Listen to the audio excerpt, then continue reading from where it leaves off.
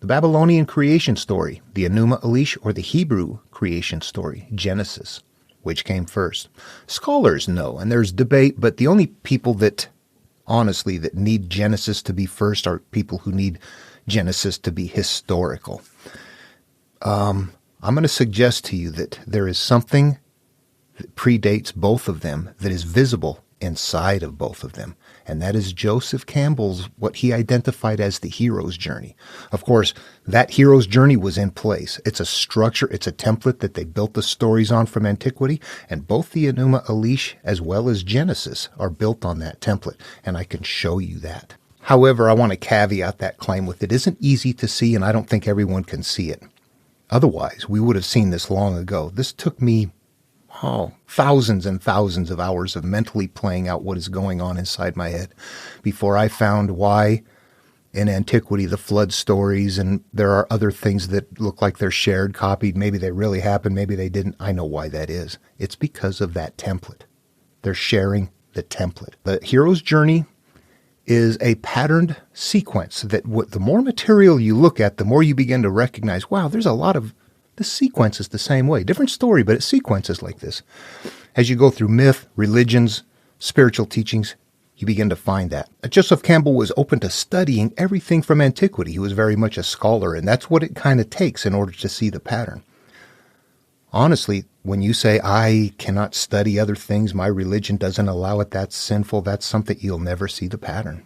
You won't. You've locked yourself mentally away from ever observing the pattern. You have to be able to be open to reading a lot of material. The more you see, the more you begin to realize there is something in there that is patterned. And that is what I went after. And that is what I found. And that is why it is in our material. We don't need to go dig anywhere. We can sit at home and find this. Being open to the material is only one thing. What I found was, honestly, it's a resolution a little bit further than what Joseph Campbell observed. And I'll tell you why that happened. Joseph Campbell observed the pattern. In fact, modern stories are built off of it. Star Wars, Luke Skywalker is the hero in the hero's journey. He worked with Joseph Campbell and learned that, and he built that story off of that pattern. But none of them realized that it wasn't just a life adventure, that actually you take this story, that everything that plays out in the story are analogous component parts in their life that are not physical, that actually they represent something in the psyche. You take the beginning of the story, you start at your consciousness, and you travel into your psyche to play out the story. However, it's carried in these humongous adventures that are either myths, religions, spiritual teachings, a variety of different vehicles carrying one template that predates all of them. In the simplest example I can think of is how this works across the board is you take something like, I have an issue from my past that I'm hanging on to and it keeps haunting me. I won't let it go.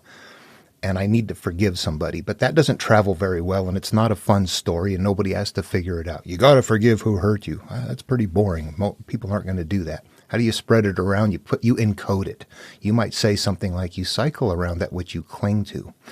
And what the person knows is that if it plays out inside of them, if it plays out in the psyche, that isn't about hanging onto the tetherball pole and trying to run. It's about holding on to something from your past that keeps coming around and getting you. But they use analogs to the outer world to carry that. You can shift that analog by saying, an anchored ship cannot sail. The mad dog in the yard tied to the tree cannot escape. Your destiny is to roll this boulder up the hill, but before it gets there, it goes back down and you have to do it over again. That's your punishment.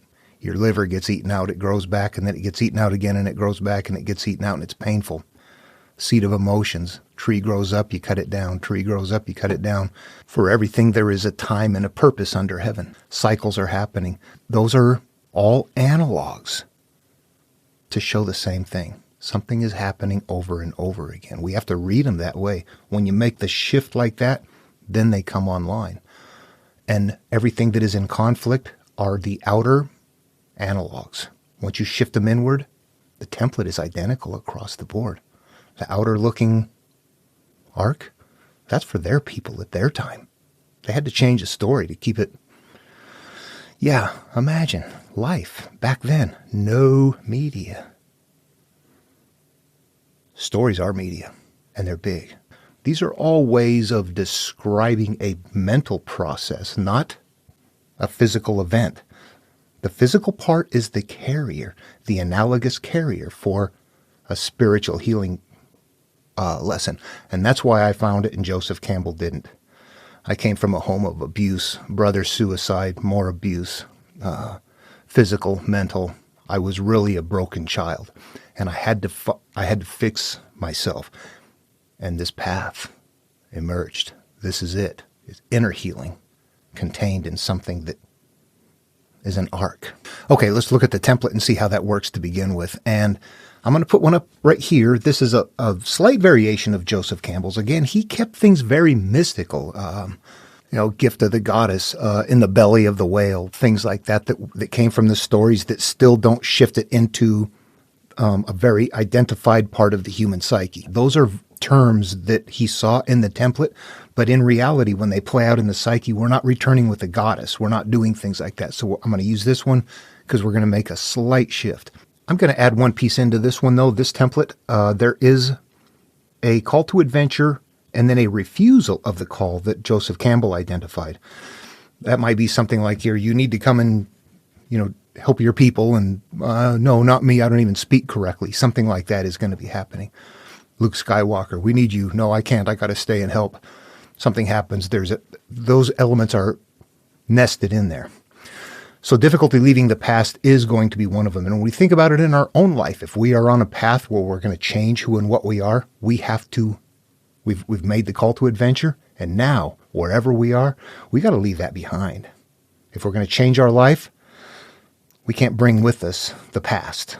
All right, what I'm going to proceed with now is taking this template and grabbing a few pieces from antiquity and taking a look and spotting the template. I know this is about the Enuma Elish and Genesis, but I'm going to tell you the template is more important. The Enuma Elish is the oldest, and they were still developing techniques. By the time Genesis came around, the Hebrews and the Greeks were using a template that was much more refined, and it's easier to make the cross connection. So I'm going to make some comparisons between Genesis, just a few in the beginning. I'm not going to do the whole thing, just a few in the beginning to show how the template starts. And Genesis and the Argonautica, Jason and the Argonauts, Greek myth. Let's take a look, and I'm going to show you that template. Okay, in the Argonautica, Jason, we start at the top, the call to adventure. I become Jason as I read that story, and it starts my consciousness right here. That is where Jason is, and I begin to play it out inside. I've been called to adventure, but what happens when Jason in the story?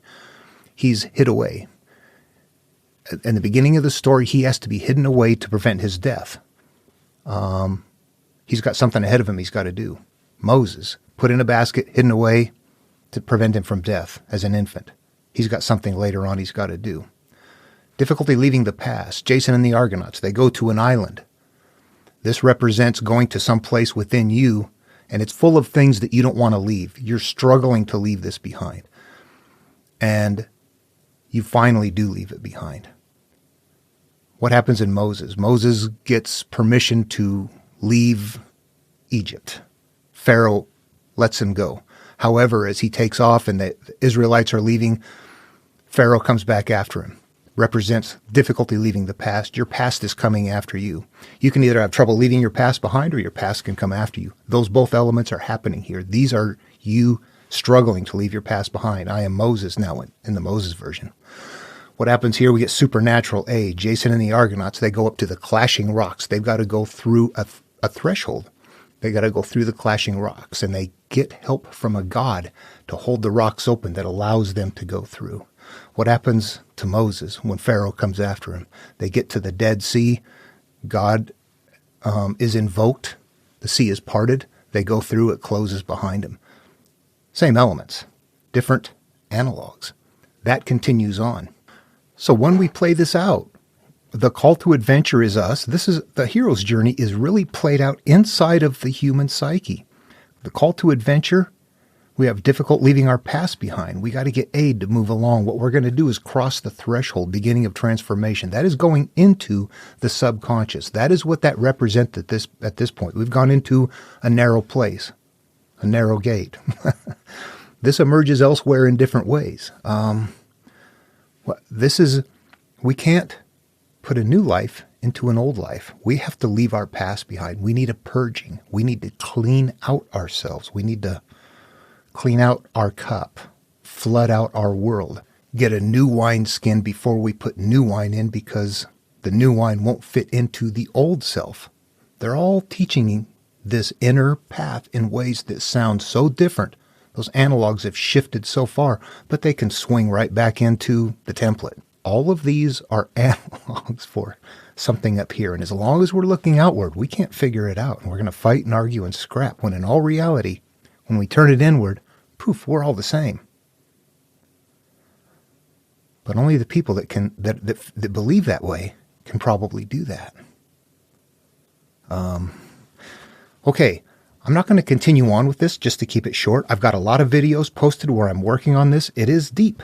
It is not real easy. You have to transition it inside to play it out, number one. And number two, you have to convert whatever they're doing with analogs to understand what they're doing. However, they're built on that template. You can see those elements. Person being called, hidden away. Person trying to refuse it. Person getting help along the way from various sources. And just take a quick look ahead along that template right there. If this is playing out in the psyche, we have to turn inward. We get help to go through the barrier. We have to go into our subconscious. The abyss, death and rebirth. Those are the issues that we have. That's the wall of fear we have up, and that massive stuff that's in your third eye, or, whatever. This is that spot right there where the things that we're holding in our mind are affecting our life, and we need to clear them out to change our life. Then we have transformation. After we've done that, we change. Atonement. We're making amends for the things that we've done. We return to life. Boom. Yay. Everything is okay again. However, this can repeat every time we have to go in and resolve an issue. In fact, if you think about it, I've thought about, where does that template come from? And if you look, what you realize is you got a call to adventure, supernatural aid, crossing the threshold. I see. So here's what happens. I can't atone until I've had a death and rebirth. I can't have a death and rebirth until I've crossed the threshold. I cannot return until I've gone. This template is not what we're supposed to follow. This template is the sequence of our healing. That's the template.